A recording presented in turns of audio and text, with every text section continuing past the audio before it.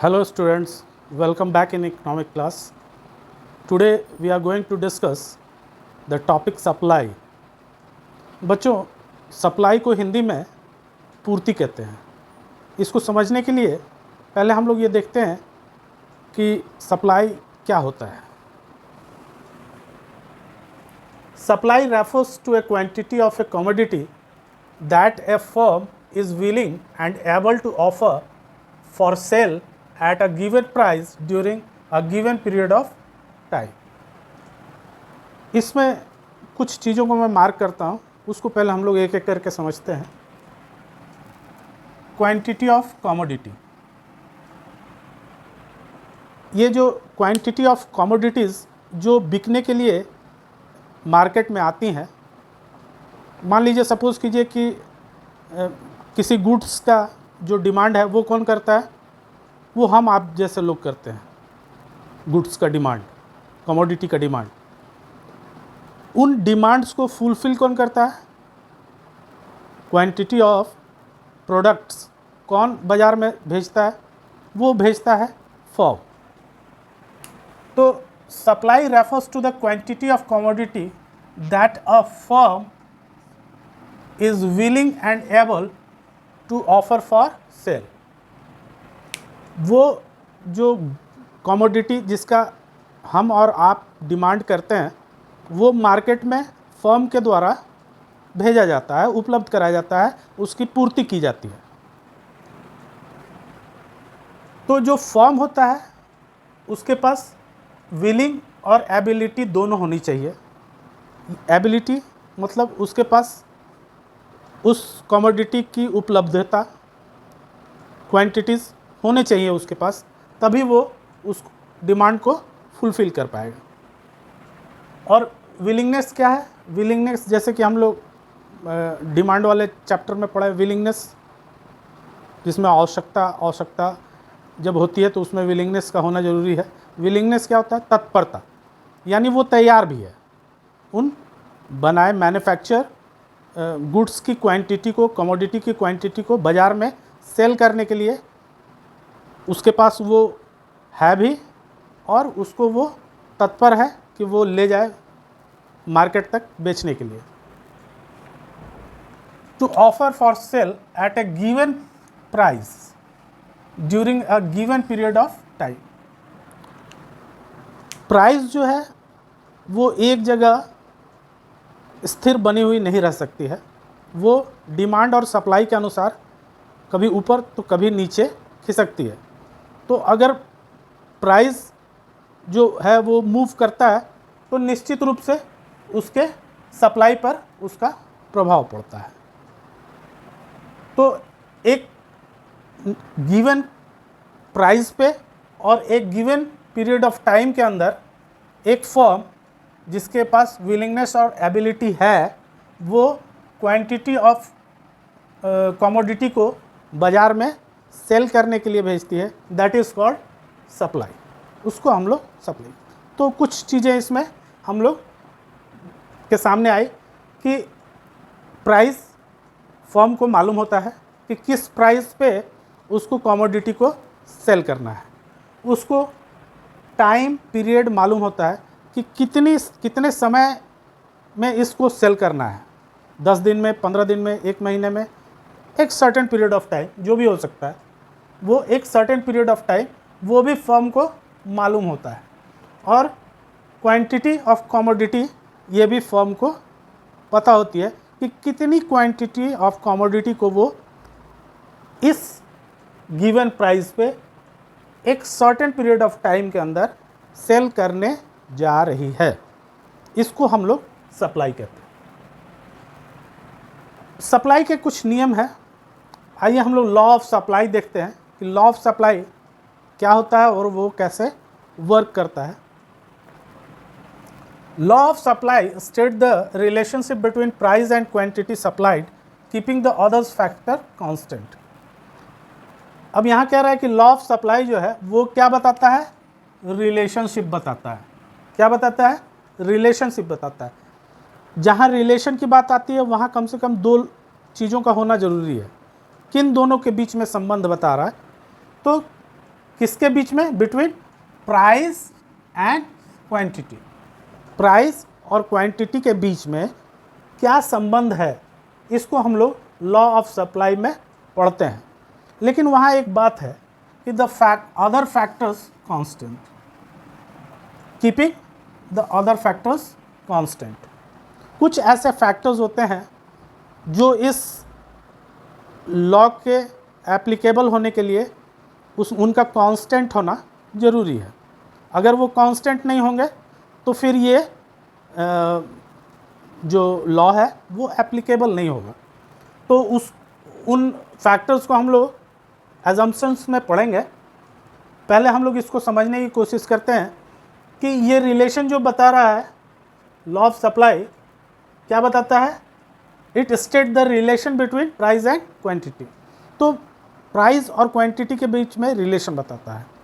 मैं आपको बताता हूँ कि क्या रिलेशन है। रिलेशन डायरेक्ट है, सीधा रिलेशन है। अगर प्राइस बढ़ेगा तो क्वांटिटी बढ़ेगी, अगर प्राइस कम होगा क्वांटिटी अपने आप हो जाएगी कम। कारण क्या है? कारण है कि फर्म ही जो है वो एज ए सेलर है मार्केट में, और फर्म का मोटिव है कि वो मैक्सिमम प्रॉफिट जनरेट कर पाए अपने मैन्युफैक्चर कमोडिटी पे। जो वो कमोडिटी बना रही है उस पर उसको मैक्सिमम क्या हो, उसको प्रॉफिट हो। तो प्रॉफिट के लिए उसको क्या होना चाहिए? उस कमोडिटी का एक अच्छे प्राइस पे बिकना ज़रूरी है, सेल होना ज़रूरी है। जब वो एक अच्छे प्राइस पे सेल होता है तो फर्म की मार्जिन प्रॉफिट की बढ़ जाती है। अगर प्रॉफिट की मार्जिन कम होती है तो वो धीरे धीरे अपनी क्वांटिटीज़ को कम करने लगता है मार्केट में। तो हम लोग देखते हैं कि डायरेक्ट रिलेशन है। मान लीजिए ये प्राइस है, ये क्वांटिटी है, क्वांटिटी सप्लाइड। तो अगर प्राइस बढ़ रहा है तो क्वांटिटी सप्लाइड बढ़ेगी, अगर प्राइस कम हो रही है तो क्वांटिटी सप्लाइड कम हो जाएगी। इसमें डायरेक्ट रिलेशन है। इसको एक शेड्यूल से हम लोग समझते हैं। यहाँ मैंने एक छोटा सा शेड्यूल बनाया हुआ है, जगह की कमी है इसलिए बहुत छोटे में, लेकिन उम्मीद है आपको अच्छी तरह से दिख रहा होगा। फर्स्ट कॉलम में मैंने प्राइस लिया है जो कि इंक्रीजिंग ऑर्डर में है, 1 to 5, 1 2 3 4 एंड 5। हम लोग क्वांटिटी सप्लाइड को देखते हैं तो हम लोग देखते हैं कि फर्स्ट 1 रुपया जब प्राइस था तो क्वांटिटी सप्लाइड जो थी वो 10 थी, 2 पे वो 20 हो गई, 3 पे 30 हो गई, 4 पे 40 हो गई और 5 पे 50 हो गई। यानी कि जैसे जैसे प्राइस बढ़ रही है, प्राइस जैसे जैसे बढ़ रही है वैसे वैसे क्वांटिटी सप्लाइड भी बढ़ रही है, इंक्रीज़ कर रही है। तो इसका मतलब है कि जैसे जैसे प्राइस बढ़ेगी क्वांटिटी सप्लाइड बढ़ती जाएगी। यही है लॉ ऑफ सप्लाई। इसको एक ग्राफ से हम लोग देखते हैं। इसी शेड्यूल को हम लोग जब ग्राफ पे देखते हैं तो और अच्छी तरह से क्लियर होता है। वाई एक्सिस पर मैंने प्राइस को लिया है और एक्स एक्सिस पर क्वांटिटी सप्लाइड को लिया है। जब प्राइस 1 रुपीज़ थी तो क्वांटिटी सप्लाइड 10 थी। ओके, जब 2 हुई, जब क्वांटिटी सप्लाइड 2 हो गई, यहाँ 3,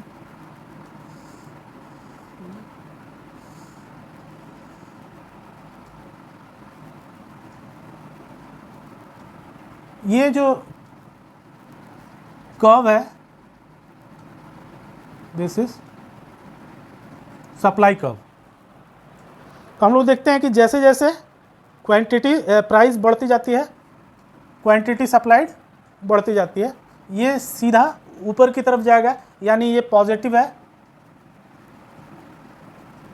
पॉजिटिव कर्व मिलेगा हम लोग को, और एक स्ट्रेट लाइन में हम लोग को देखने को मिलता है। तो अच्छी तरह से क्लियर है कि इसमें जो रिलेशन है प्राइस में और क्वांटिटी में वो एक डायरेक्ट रिलेशन है, सीधा सा रिलेशन है। एक बढ़ता है तो दूसरा भी बढ़ता है। प्राइस बढ़ता है तो क्वांटिटी सप्लाइड बढ़ती है, प्राइस कम होता है, क्वांटिटी सप्लाइड कम हो जाती है। इसको हम लोगों ने शेड्यूल और ग्राफ से। Let us see the assumptions of this law. Assumptions जैसे कि हमने बताया कि keeping the other factors constant, कि किन फैक्टर्स को कांस्टेंट रखेंगे तभी ये लॉ ऑफ सप्लाई एप्लीकेबल होगा। First is price of factors of production remains the same. Factors of production क्या होता है? फैक्टर्स ऑफ प्रोडक्शन क्या है? फैक्टर्स ऑफ प्रोडक्शन आपको बताया गया पहले, labour, capital, land, organisation, entrepreneur, ये फैक्टर ऑफ प्रोडक्शन है। ये लॉ ऑफ सप्लाई एग्जीक्यूट होगा उस समय फैक्टर्स ऑफ प्रोडक्शन को क्या होना चाहिए? कांस्टेंट होना चाहिए। अगर ऐसा नहीं होता है तो फिर ये प्राइस को, क्योंकि फैक्टर्स ऑफ प्रोडक्शन क्या है? फैक्टर्स ऑफ प्रोडक्शन कॉस्ट, यानी मैन्युफैक्चरिंग कॉस्ट जो है किसी कमोडिटी का, वो किस पे निर्भर करता है, किस पे डिपेंडेंट है?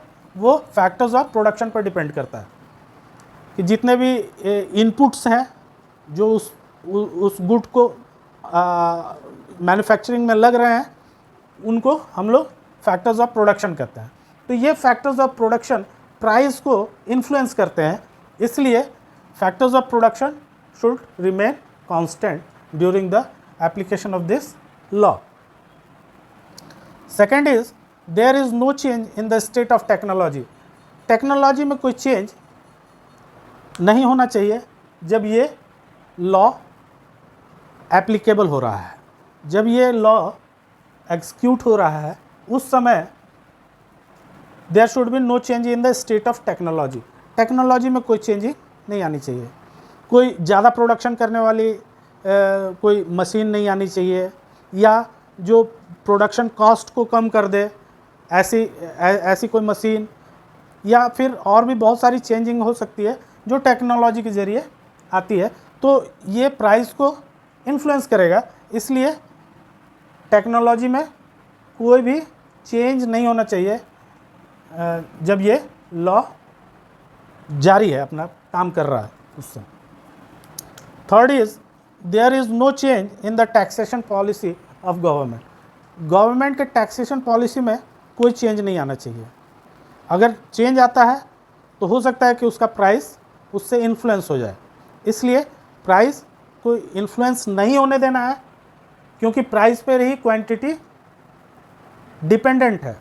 अगर प्राइस बढ़ेगा तो क्वांटिटी बढ़ेगी, अगर प्राइस कम होगा तो क्वांटिटी कम हो जाएगी। तो क्वांटिटी को जब भी हम रीड कर रहे हैं, सप्लाई को रीड कर रहे हैं, यानी कि मार्केट में जो क्वांटिटी सेल के लिए आ रही हैं उसके बारे में हम लोग रीड कर रहे हैं, तो ये डायरेक्टली किससे इन्फ्लुएंस है? प्राइस से। और प्राइस किससे इन्फ्लुएंस होता है? इन तमाम चीज़ों से। जैसे there is no change in the government taxation policy. अगर टैक्स बढ़ा देती है गवर्नमेंट तो हो सकता है कि जो उसका कॉस्ट है वो बढ़ जाए, या फिर टैक्स कुछ रिबेट मिल जाता है टैक्स में तो हो सकता है कि प्राइस कम हो जाए।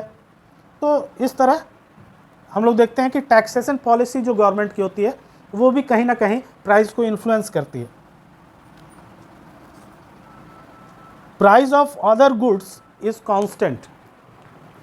अदर गुड्स यानी जो सिमिलर गुड्स, उनके प्राइस कांस्टेंट होना चाहिए। अगर ऐसा नहीं होगा तो सिमिलर गुड्स पे प्राइस में अगर उधर डिफरेंस आया सब्स्टिट्यूट गुड्स में, तो क्या होगा? हो सकता है कि वो कस्टमर को दूसरी तरफ ले जाए और उसका प्राइस प्रभावित होने लगे। तो इस तरह हम देखते हैं कि ये 4 एजम्पशंस हैं इस लॉ के।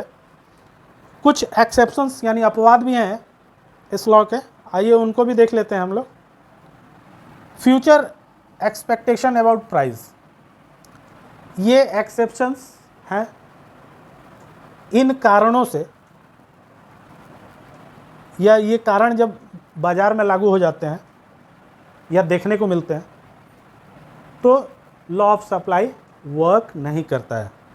जैसे फ्यूचर एक्सपेक्टेशन अबाउट प्राइस, अगर फर्म को ये मालूम हो जाए सेलर को ये मालूम हो जाए कि फ्यूचर में प्राइस जो है वो गिरने वाली है, कम हो जाने वाली है, तो वो तो चाहेगा कि अभी जो प्राइस है उस पर ज़्यादा से ज़्यादा जल्दी से जल्दी अपने गुड्स को सेल कर दिया जाए। तो उस समय क्या होगा कि जल्दी से जल्दी वो प्राइस पे उस गुड्स को सेल करना शुरू करेगा, यानी उसकी क्वांटिटी को वो बढ़ा देगा, जबकि प्राइस कांस्टेंट रहेगी। उस समय प्राइस नहीं बढ़ेगी, फिर भी क्वांटिटी सप्लाइड बढ़ जाएगी। या फिर दूसरी तरह से इसको दे सकते हैं कि अगर पता चलता है कि भविष्य में प्राइस बढ़ने वाला है, जो कमोडिटी को एक फर्म सेल करने के लिए मार्केट में आई हुई है, जब उससे पता चलता है कि इन फ्यूचर उसका प्राइस बहुत ज़्यादा बढ़ने वाला है, तो वो क्या करेगी, अपने क्वांटिटीज़ को बेचना रोक देगी और उसको होल्ड पे ले लेगी कि जब प्राइस बढ़ जाएगा तब मैं बढ़े हुए प्राइस पे अपने कमोडिटी को सेल करूँगा। ये ऐसा क्यों होता है? क्योंकि फर्म का जो है मोटिव है, वो मोटिव है मैक्सिमम प्रॉफिट गेन करना मार्केट से। सेकंड चीज़ है, सेकंड पॉइंट, एग्रीकल्चर गुड्स। ये जनरली ये लॉ एग्रीकल्चर गुड्स पे काम नहीं करता है, क्योंकि एग्रीकल्चर गुड्स क्लाइमेट से बहुत ज़्यादा इन्फ्लुएंस होते हैं। बारिश नहीं होती है या बारिश कभी ज़्यादा हो जाती है, फ्लड की स्थिति हो जाती है, तो वैसे में जो क्रॉप्स होते हैं उनको बहुत ज़्यादा नुकसान होता है और वो कहीं ना कहीं प्राइस को बहुत ज़्यादा डिस्टर्ब करने लगते हैं। Third is perishable goods. Perishable goods ऐसे गुड्स को कहते हैं जो बहुत जल्दी नष्ट हो जाते हैं, बहुत जल्दी वो ख़राब हो जाते हैं। तो ऐसे गुड्स जैसे वेजिटेबल और फ्रूट्स वगैरह होते हैं, जिनको ज़्यादा देर दिनों तक रखा नहीं जा सकता, क्योंकि वो धीरे धीरे ख़राब होने लगते हैं। तो ऐसे गुड्स को जल्दी से जल्दी सेलर जो है वो सेल करना चाहता है, और प्राइस नहीं भी बढ़ रही है या प्राइस थोड़ा कम भी मिल रहा है, तो वो जल्दी से जल्दी उन गुड्स को ख़राब होने से पहले बेच करके अपनी क्वांटिटीज़ को सेल आउट करना चाहता है। रेयर एंड प्रीशियस आर्टिकल्स, जो बहुत मुश्किल से मिलने वाली चीज़ें हैं या बहुत प्रीशियस, बहुत महंगी हैं, ऐसे गुड्स पे भी ये नियम अक्सर काम नहीं करता है। जैसे मान लीजिए कि सोना एक प्रीशियस है, गोल्ड से या फिर डायमंड, तो इनकी ज्वेलरीज हम देखते हैं कि जो मैरिज का टाइम होता है उस पीरियड में गोल्ड जो है वो ख़रीदना ज़रूरी भी हो जाता है। पेरेंट्स अपने बच्चों को देना चाहते हैं, चाहे शादी ब्याह में दिया जाता है गिफ्ट के रूप में। तो ऐसी स्थिति में प्रीशियस गुड्स कोई उसके दाम बढ़े या कम हो जाए, उनके सेल पे कोई ख़ास अंतर नहीं पड़ता है, उसके क्वांटिटीज़ पे कोई अंतर नहीं पड़ता। Backward countries due to storage and backward countries पे भी ये लॉ वर्क नहीं करता, क्योंकि एक प्राइस बढ़ जाने से उनके पास इतने रिसोर्सेज नहीं होते हैं कि तुरंत प्रोडक्शन को बढ़ा के क्वांटिटीज़ के डिमांड को, उनके डिमांड्स को फुलफ़िल किया जा सके, उतने रिसोर्सेज नहीं होते हैं उनके पास। इसलिए ऐसी कंट्रीज़ जो बैकवर्ड कंट्रीज़ हैं, जहाँ जो अनडेवलप्ड कंट्रीज़ हैं, वहाँ ये लॉ एप्लीकेबल नहीं हो पाता है। तो बच्चों, उम्मीद है कि आपको अच्छी तरह से समझ में आया होगा। अब अगले क्लास में हम लोग देखेंगे कि इसके जो डिटर्मिनेंट्स हैं उनके बारे में हम लोग चर्चा करेंगे नेक्स्ट वीडियो में। बच्चों, उम्मीद है आपको अच्छा लग रहा होगा, समझ में आ रहा होगा। तो समझ में आ रहा है तो अपने दोस्तों के साथ शेयर कीजिए, चैनल को सब्सक्राइब कीजिए और लाइक कीजिए। Thank you.